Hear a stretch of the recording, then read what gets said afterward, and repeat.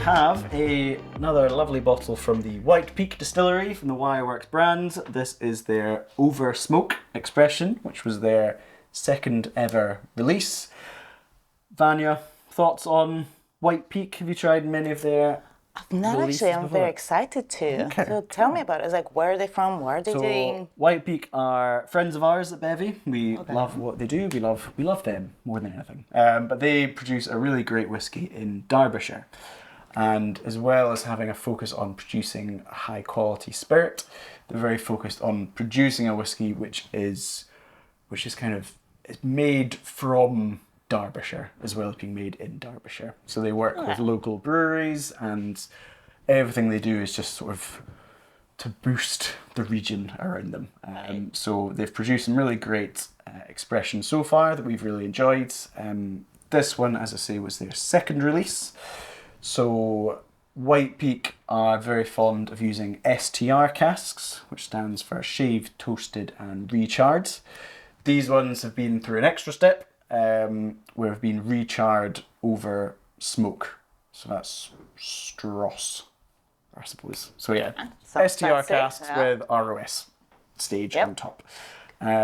So yeah, should be really interesting to try. White Peak, their spirit is traditionally lightly peated. Not so much that, you know, if you hate smoky whiskey, you're going to hate it, but it's enough that if you're, you know, it just adds a nice dimension So to would the you say that if you're introducing somebody to peated whiskies, would you say that maybe their drams would be the best thing to go? Possibly, yeah. I think White Peak, all their expressions are bottled at, as far as I'm aware, at least 46%. So if you're a complete beginner to whiskey, it might be a bit strong for you. But I think for those who are maybe on the second or third step of their whiskey journey, as you say, it's a really great introduction to that slight kind of peat influence on the finish. So it should be really interesting to try. Nice. This is one I've not had before. It is limited to less than 1,000 bottles, which are now completely sold out. So a very popular, very sought after release. So yeah, shall we open this up and see? Yes, please. See what it's all about. Beautiful bottles as well.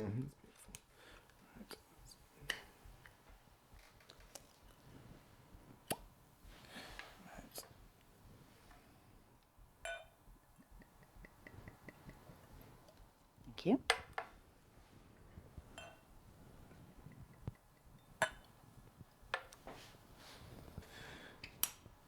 Right, very, very excited to try this. So in terms of sort of lightly peated whiskies that you've had before, are there any favourites that you've got? How do you feel they compare to other styles?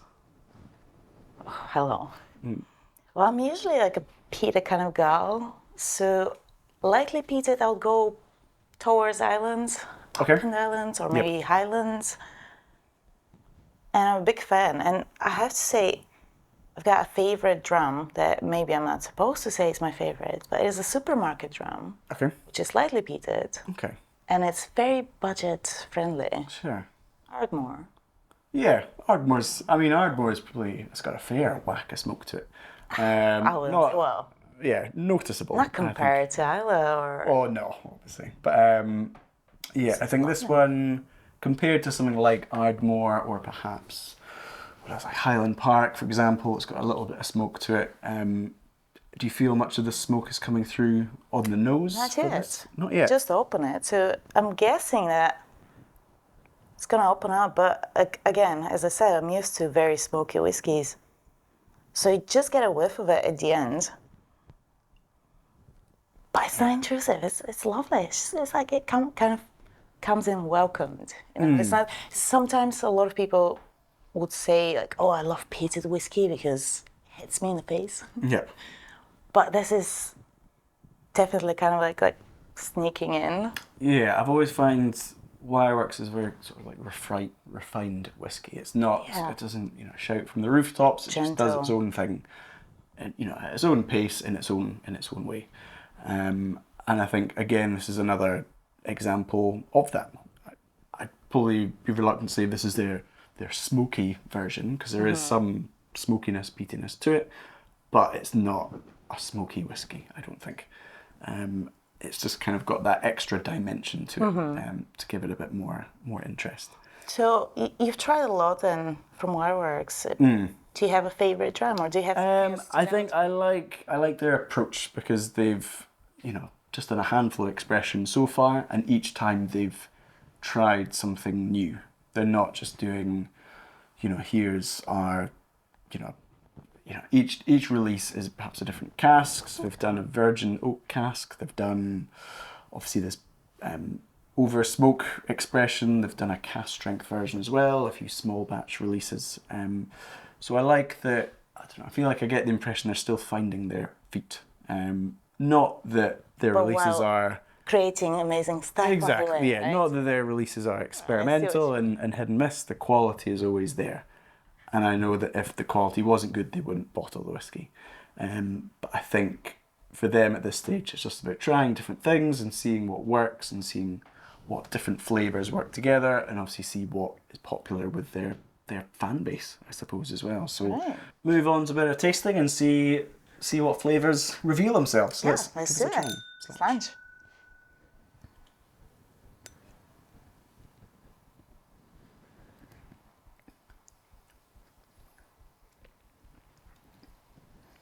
I think for me it's a very, it's quite like a layered dram. It's not kind of everything all at once. It's not one dimensional. It's kind of on the nose, obviously you get some aromas. On the initial sip you get different flavours. On the kind of mid palate, I think you describe it as different, and then on the finish is kind of a different complexion to it as well. But it's loads and loads of depth to it. This one is bottled at 53.1%, so it has, it's got a fair amount of power to it, but it shouldn't be overwhelming. It shouldn't be offensively strong. No, exactly. It hits you the right way. Yeah, it is lovely. I'm surprised. This is my first time trying this. I was expecting more smoke. Not to say that it isn't enjoyable, because it is lovely and that smokiness is there. But I'm kind of surprised. Yeah, I'm not sure how many whiskies I've had that have been through the recharred over smoke process. I'm not sure how much of an influence that gives. No, and you know what, you're absolutely right. And I think, what I find with a lot of whiskies, because I do enjoy them over time, and I do enjoy them quickly, but I think we're maybe not giving enough patience. What if it opens up with water? What if it opens up with time in the glass, with air and just breathing in? Yeah. You know what I mean? It's like, maybe this is where the...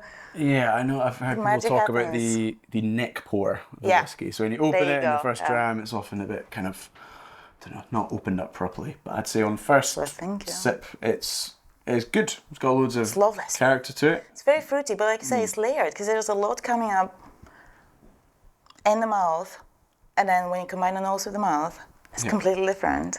Yeah. And then there's a lot more coming after. Yeah, so it comes in waves, isn't it? But it's nothing I've tasted before. Yeah, I always find the sign of a good whiskey is one that you want to keep going back to.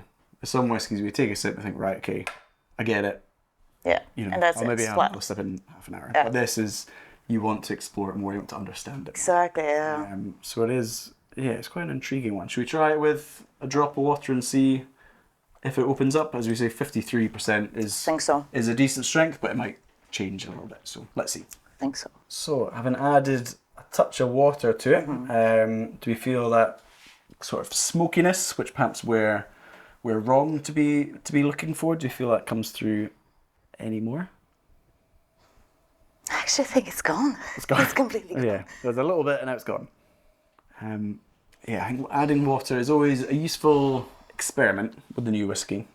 Sometimes it works, sometimes it can destroy pleasant aromas and flavours are there. Depending on your palate again. For some people this is completely different. So for some people this would be a new experience. It would be lovely. For me again. Yeah, I feel the smoke is, I feel like it lingers a little bit more once we've added a drop of water to it, but it's very gentle, a very sort of subtle, kind of wispy, heathery smoke,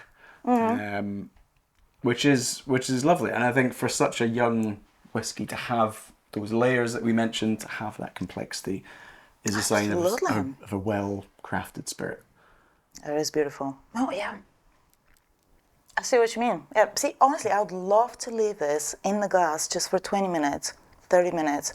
Just sit in the glass without adding water. Just I mean, breathe. that would make a very boring video. But, yeah, maybe we can do We're another. here to make videos, Laurie. We're here to drink whiskey. I think it's, yeah, I think from the White Peak Wireworks expressions that I've had, there is this sort of common theme running throughout of that, you know, subtle smokiness on the finish, which just complements what else is already there.